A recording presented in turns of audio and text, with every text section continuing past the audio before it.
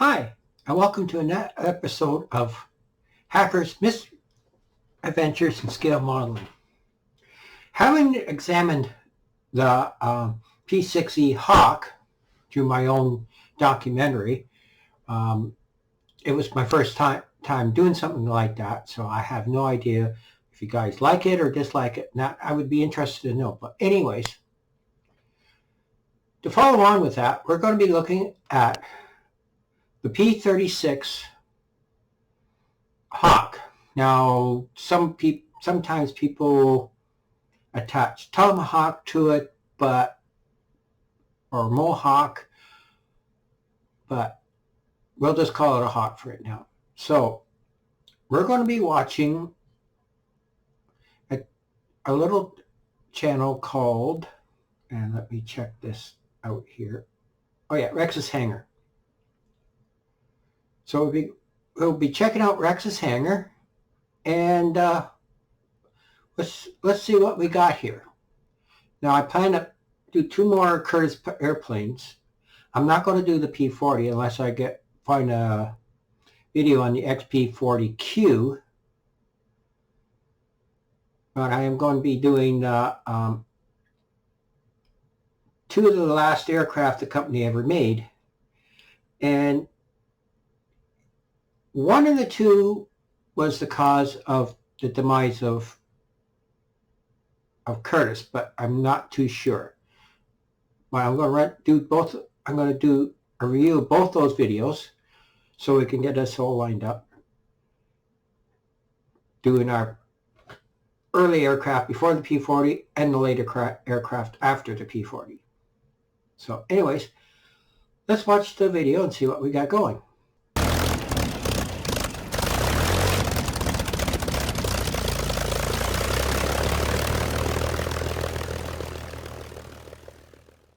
In 1935, Curtiss Wright built one of the first of a new breed of sleek, all-metal American fighter aircraft.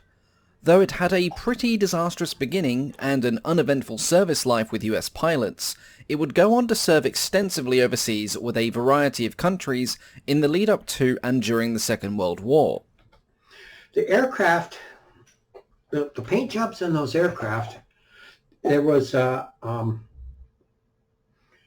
exercise, or some war games, and the U.S. military tried different types of camouflage schemes in that. I'll dig up a couple of pictures to show you.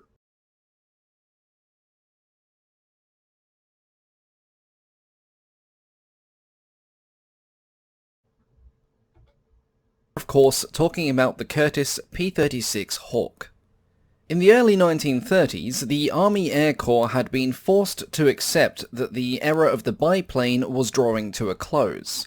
Despite being hobbled by the financial effects of the Great Depression, development had progressed on a new generation of bomber aircraft, the best examples being the Boeing B-9 and the Martin B-10. I want to do Martin B-10 because I'm also going to be doing one on the Martin XB-51, which I think is an interesting aircraft, and hopefully the B-57 Canberra. But anyways, I digress. This put the Army in the rather embarrassing position of having bombers that were faster than their best pursuit aircraft. And while the Boeing P-26 sort of corrected this, its design was already considered outdated after only a couple of years of service. I'm going to be doing the Boeing fighter aircraft because they only did the P-12 and the P-26, I think. But after that, it mainly concentrated on bombers until they bought McDonnell Douglas a few years ago. And so, in the spring of 1935, the Army opened a competition for the development of a modern pursuit fighter. The aircraft submitted by Curtiss was the Model 75. This was a departure from previous models as the principal designer was Donovan Berlin, who had previously worked for Northrop. The Model 75 was a low-wing monoplane of all-metal construction, with the exception of the control surfaces which were still fabric-clad. It was to have a fully enclosed cockpit with a sliding canopy, a fully retractable undercarriage with the main wheels slotting into the wings, and construction of the prototype began in 1934. At this time, it was a completely private venture by Curtiss, though they were expecting the Army Air Corps to announce a design competition at some point in the near future. As it turned out, their metaphorical crystal ball was almost accurate to the day, and the prototype took off in May 1935, the same month as the announcement of the competition. The prototype performed well during the initial tests, with the sole exception that its maximum speed was slower than expected. Its engine was an experimental 2-row 14-cylinder version of the Wright Whirlwind, dubbed the XR1670-6, and it would become a source of frequent mechanical headaches. Nevertheless, Curtiss were generally satisfied with their prototype, as was the Army, and it was sent to Wright Field to take part in the competitive trials. These trials took some time to get underway, owing to the lack of competing aircraft, and it turned out that the prototype submitted by Curtiss was the only one to actually arrive on time. The prototype developed by Seversky, considered the main rival for Curtiss, had been heavily damaged during a delivery incident and had to be returned for repairs, during which it was changed from a two-seater fixed landing gear fighter into a more competitive single-seat model with a retractable undercarriage. This would become the basis of the Seversky P-35. The only other major competitor was the almost completely unknown Northrop IIA, which remained unknown as during its maiden flight on July 30th, it took off, headed out over the Pacific Ocean, and promptly disappeared. The pursuit fighter competition was delayed to allow Seversky to rebuild their prototype. This prompted Curtiss to protest, claiming that Seversky were now being given an unfair advantage as they were now actively modifying their prototype rather than just repairing it. As a result, the competition was then further delayed until 1936, so that Curtiss could then make their own modifications. The experimental Wright engine was replaced with a 700 horsepower Pratt & Whitney R1535. However, concerns were soon raised about a potential lack of power, and the engine was changed again to a 950 horsepower 9-cylinder Wright Cyclone. During this delay, the opportunity was also taken to strengthen the canopy and adjust the fuselage behind the cockpit to improve rear visibility. Unfortunately, the new engine proved to be as cantankerous as the old one. No less than 4 engine changes were made during the trials at Wright Field, and the aircraft's top speed was still slower than expected. As a result of this, the Seversky prototype would win the competition, earning a contract ordering 77 models under the new designation of P-35. For Curtiss, the disappointment was actually short-lived. The Army Air Corps had reservations about Seversky's capacity to meet delivery requirements, and combined with the growing saber-rattling in Europe, they decided a backup aircraft was needed. And so on the 16th of June 1936, Curtiss received an order for 3 service test models of the 75B that were redesignated as the Y1P-36. The first of these was delivered to the Army in March of 1937. The main difference between the prototype and the test model were the change to the 900 horsepower Pratt & Whitney twin Wasp engine and further modifications to the rear cockpit to again further improve rear visibility. The Y1P-36 was a significant improvement over the original prototype, and it so thoroughly impressed the Army that it won a new pursuit fighter competition in 1937, and orders were placed for 210 production aircraft as the P-36A.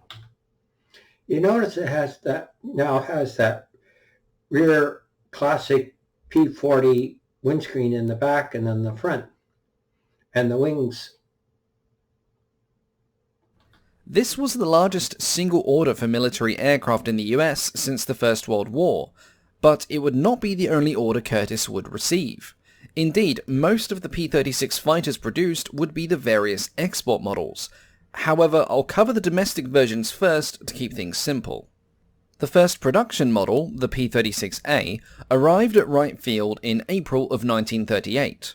The 20th Pursuit Group, based at Barksdale Field in Louisiana, had been the intended first recipient of the new fighter, and expecting this, they had chosen to relinquish their old P-26s ahead of time. Unfortunately, upon arriving, the P-36s almost immediately encountered an extensive array of teething problems. Severe buckling of the metal skin was observed near the landing gear wells, which required adding reinforcements and thickening the skin. Engine exhaust difficulties threatened to either A. rob the aircraft of power, or B. threaten self-immolation, and despite fixes on the production line and in the field, numerous P-36s were repeatedly grounded. This was the cause for some embarrassment for both Curtiss and the 20th Pursuit Group, as at one point they were left with just 6 operational fighters between 3 squadrons, with many pilots lamenting the loss of their old P-shooters. Some of these problems took a considerable amount of time to fix, and by that time the P-36A was being relegated to the training role in the US.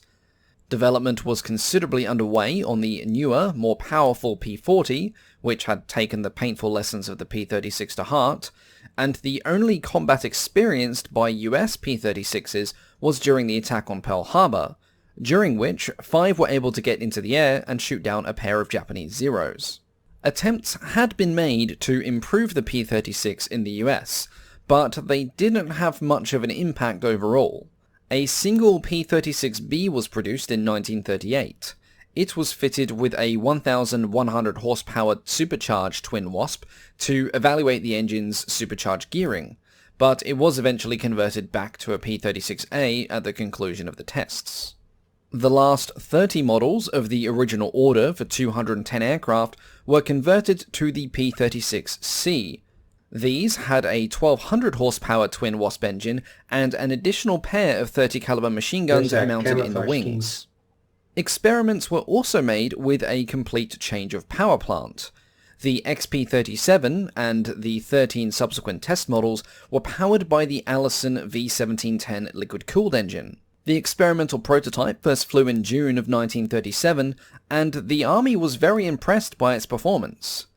Unfortunately, it was a short-lived project. Problems around the supercharger led to multiple delays, and the high cost of each completed aircraft sealed its fate.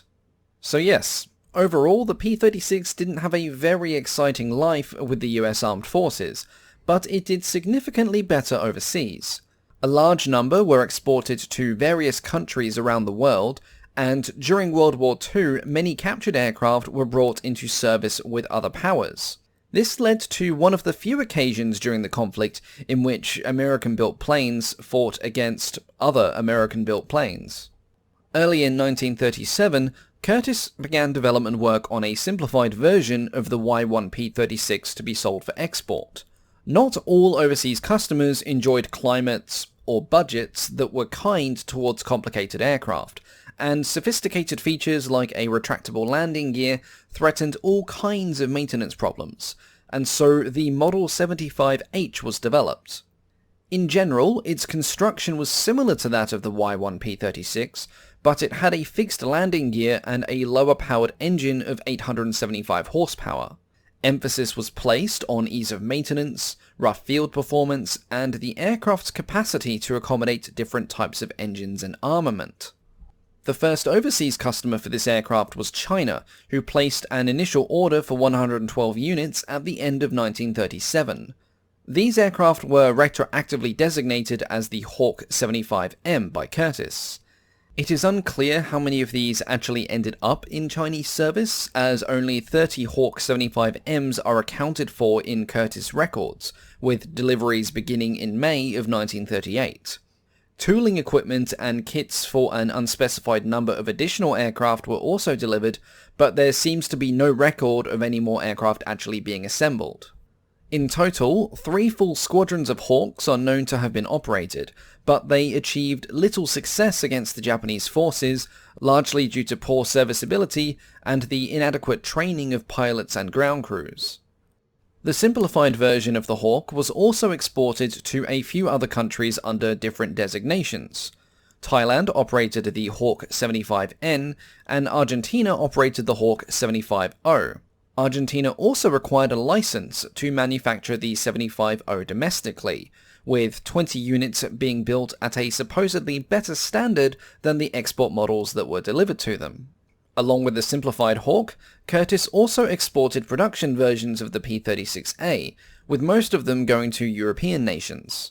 The French Air Force would be the largest foreign operator of the P-36, and it was one of their most fielded aircraft at the time of the German invasion in 1940. French interest in the P-36 dated back to 1938, when the government entered into negotiations with Curtiss to supply them with 300 export models. The Hawk 75A was an export model of the P-36A, and could be sold with either the Pratt & Whitney Twin Wasp or the Wright Cyclone engine. Unfortunately, these negotiations were fraught with difficulty. The unit price asked by Curtiss was high enough to be considered insulting, and the Army Air Corps opposed the deal as they doubted Curtiss could meet both their own delivery requirements and those of the French. However, with Hitler eyeing off bits of Europe with the hunger of a bear in spring, the French need for military equipment was growing by the day. This was further compounded by development issues encountered in France with their own aircraft.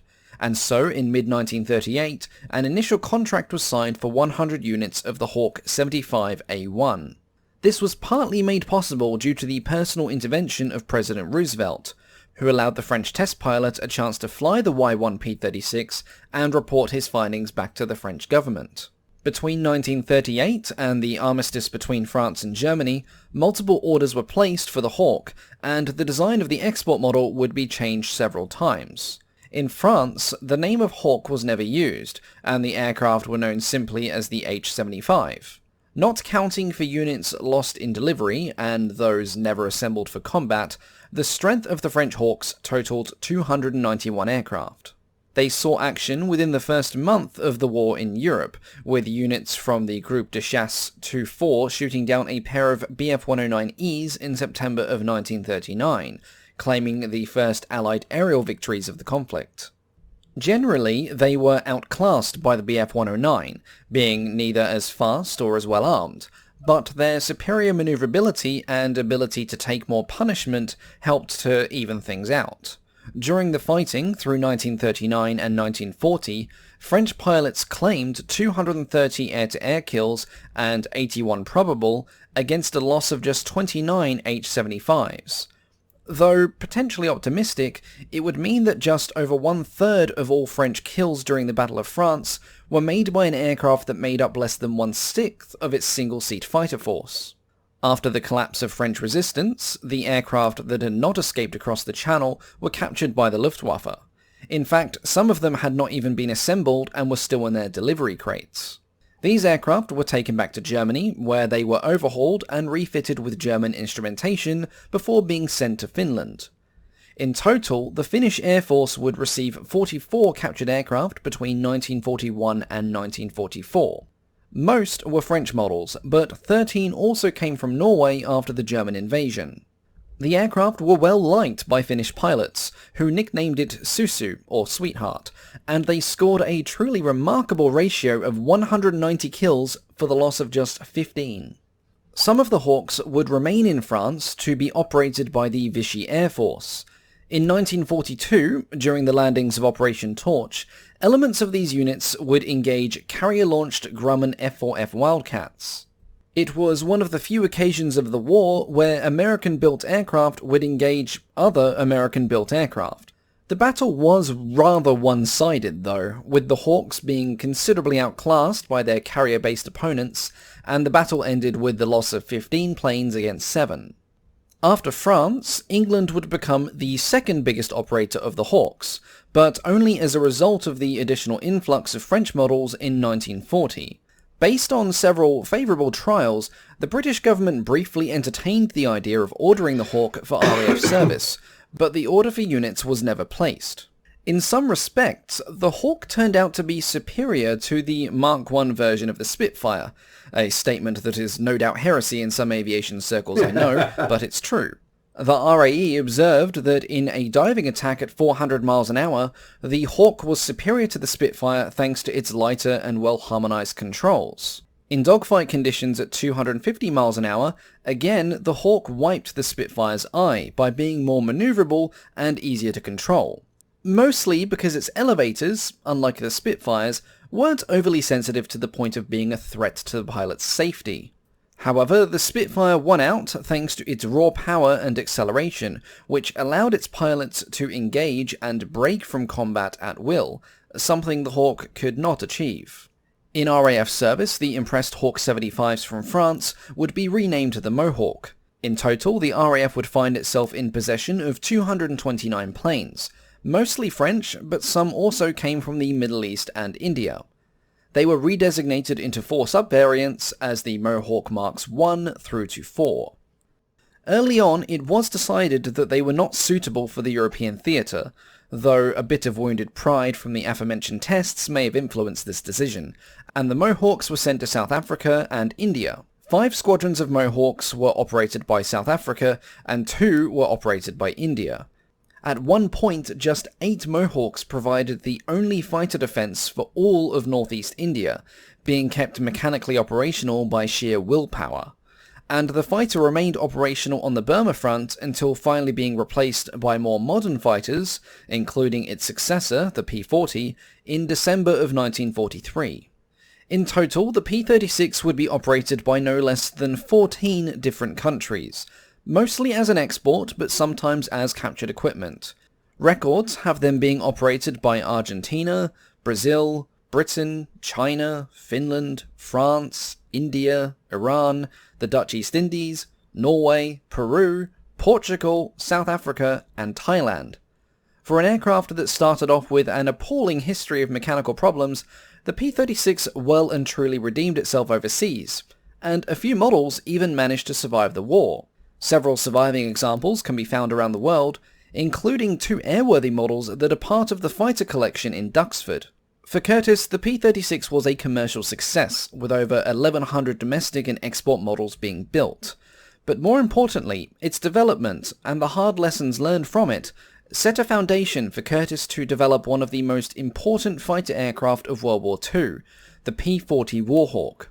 But that's a video for another day. As always, thank you all very much for watching, and I'll catch you all next time. Goodbye. That was interesting.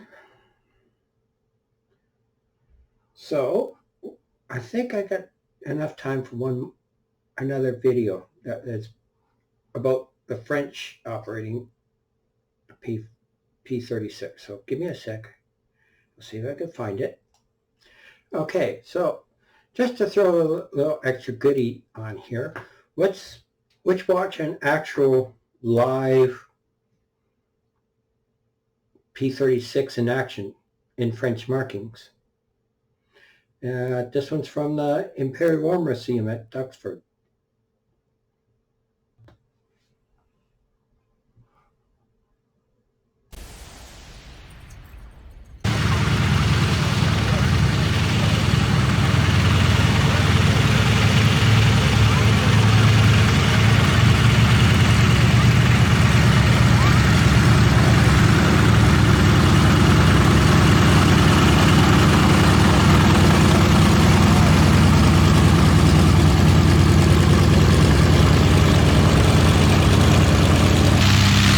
The actual thing.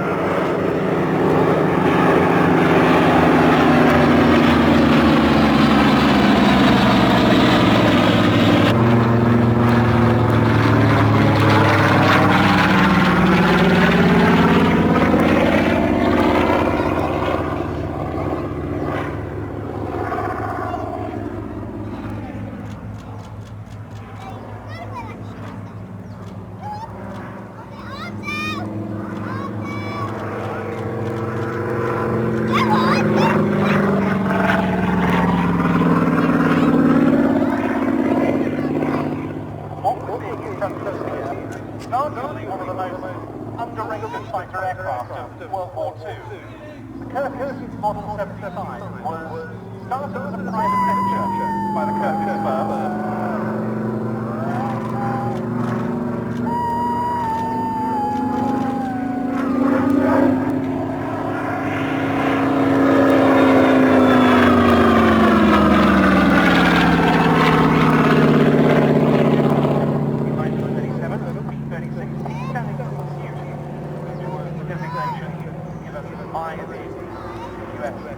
Corps and Army Air Forces as they make a fighter aircraft.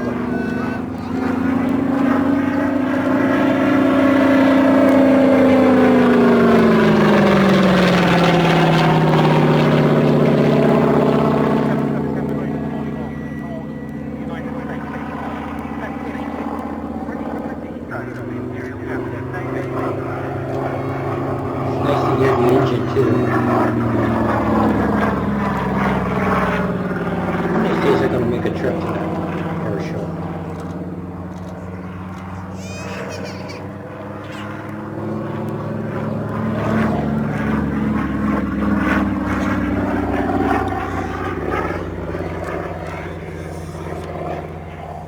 But by then, the aircraft was ready to work in the French service.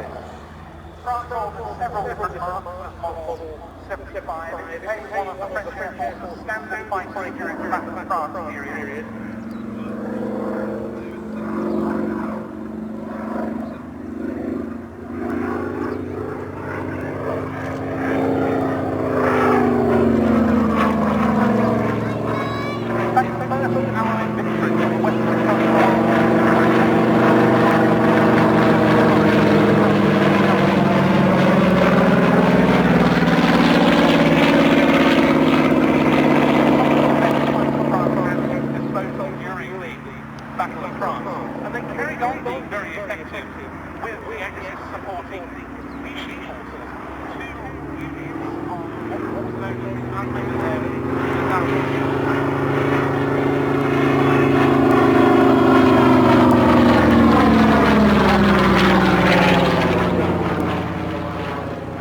Looks kind of nice in those French colors, doesn't it?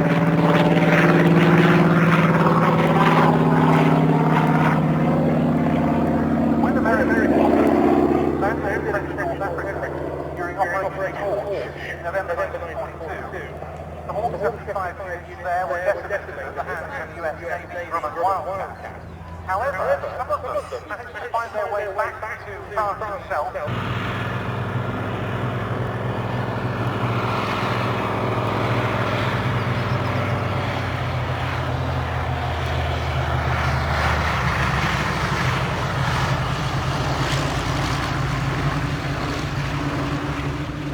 I have to get myself a kit.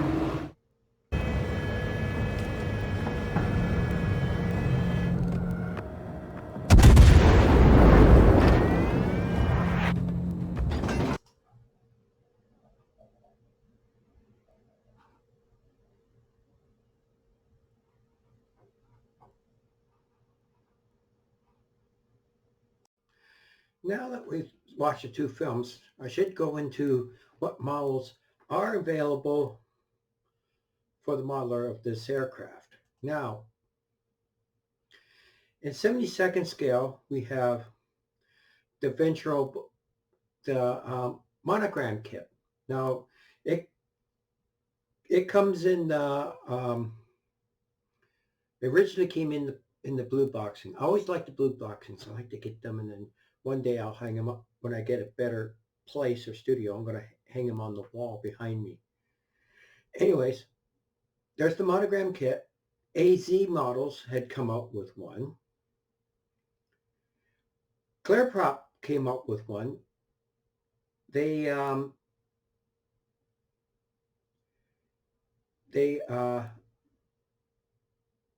I believe they did the SPAD one with the fixed landing gear. And the more recent one is from Special Hobbies in 72nd scale. Oh yes, and we also have the Heller kit. Heller had one too, but it's an older Heller, so it's rather rough. Now, 1/48 scale,